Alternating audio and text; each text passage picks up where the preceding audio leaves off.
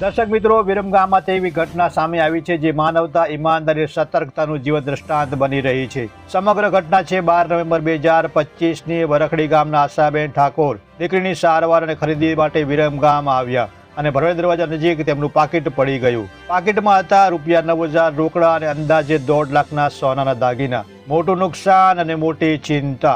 Viramgam town પોલીસને જાણ થતાં જ ટાઉન પીઆઈ ડોક્ટર KS દવેના માર્ગદર્શન હેઠળ હેડ કોન્સ્ટેબલ રાજેશભાઈ ભરવાડ અને કોન્સ્ટેબલ સંદીપભાઈએ તરત જ CCTV તપાસ હાથ ધરી અને કલાકોની મિનિટોમાં પાકીટ લઈ જનાર વ્યક્તિ સુધી પોલીસ પહોંચી ગઈ. આ વ્યક્તિ હતા મોહમ્મદ જાફર ફકીર, રૈયાપુરના રહેવાસી, રોજંદી કમાણી કરી ઘર ચલાવતા શ્રમજીવી. પોલીસે પૂછપરછ કરી અને જાફરભાઈએ ઈમાનદારીપૂર્વક કહ્યું, આ પાકીટ મને મળ્યું છે અને તેમણે તરત જ સુરક્ષિત રીતે રાખેલ પાકીટ પોલીસને સોંપી દીધું. કોઈ લાલચ નહીં, કોઈ ખોટી દાનત નહીં. બાદમાં આશાબેનને બોલાવવામાં આવ્યા. પાકીટ ખોલ્યું, અંદર ₹9,000 અને 2 સોનાની બુટ્ટી યથાવત. પોલીસે તમામ કાર્યવાહી પારદર્શી રીતે પૂર્ણ કરી અને પાકીટ સાચા હકદારને પરત આપ્યું. વિરમગામ ટાઉન પોલીસની સતર્કતા અને જાફરભાઈ ફકીરની ઈમાનદારી બંને મળીને માનવતાની નવી મિસાલ પેશ કરી છે.